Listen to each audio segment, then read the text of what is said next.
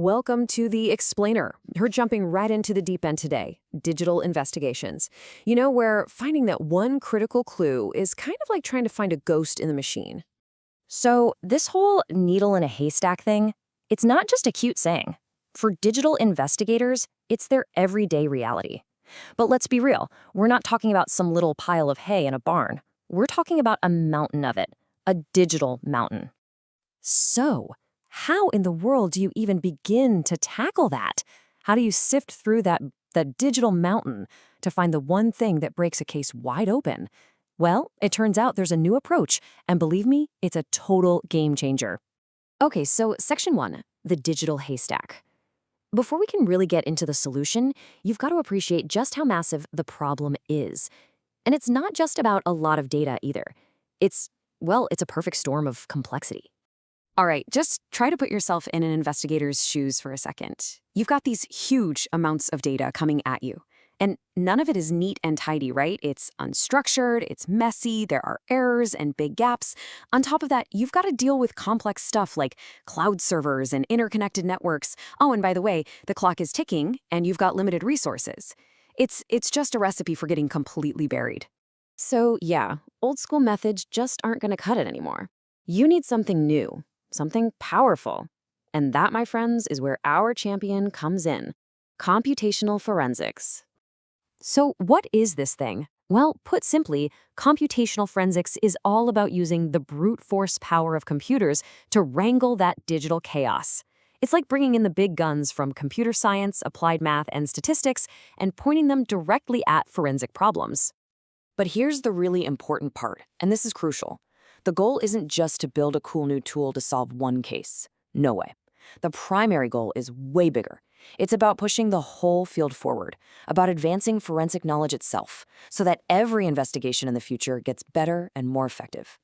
Okay, that sounds great in theory, but how does it actually work? What does a digital detective, using these powers, what do they actually do? Well, it breaks down into some really clear practical goals. It really boils down to four main things. First, handling these massive investigations. I mean, think about trying to find malware traces across hundreds of computers in a huge bank fraud case. Impossible for a human, right? Second, automation. It takes those tedious, time-sucking tasks, like geolocating an IP address, and does them in minutes. Third is enhanced analysis. This is super cool. It uses things like fuzzy hashing to find similar files, even if they're not perfect matches. Kind of like a super smart search engine for evidence. And finally, and this is a big one, it makes sure the whole process is forensically sound, so the evidence actually holds up in court. And the toolkit they use to pull all this off, it's incredible. We're talking about a whole mix of disciplines.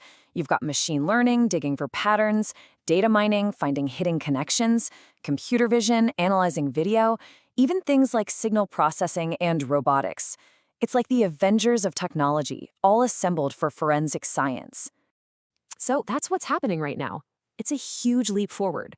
But as you know, the digital world never, ever stands still. The challenges are only getting bigger, which brings us to the next frontier.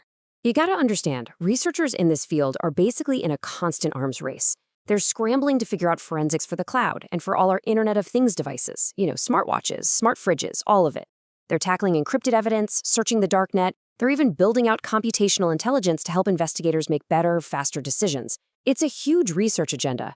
And that's the thing, isn't it? The problem just keeps evolving. Every time a new piece of tech comes out, every time we connect something new to the internet, it creates another potential hiding place for evidence. It is a nonstop, constantly changing battle. Which brings us to the big so what question. The future of justice. Why should you or I care about any of this? Why does it matter to everyone? Well, the answer is actually pretty simple, but it's also incredibly important. These computational methods, they aren't just helpful anymore. They are absolutely 100% essential. We're moving away from one person manually sifting through data to a world of automated, intelligent systems. And that shift is critical if we want to have a justice system that can actually function in the 21st century. And that leaves us with one final and pretty heavy question. Our digital world is growing exponentially. We know that's not going to stop. So, can our forensic tools keep pace? Can the methods we use to find the truth and deliver justice actually keep up with the technology they're trying to investigate? It's a serious question, and honestly, our safety might just depend on the answer.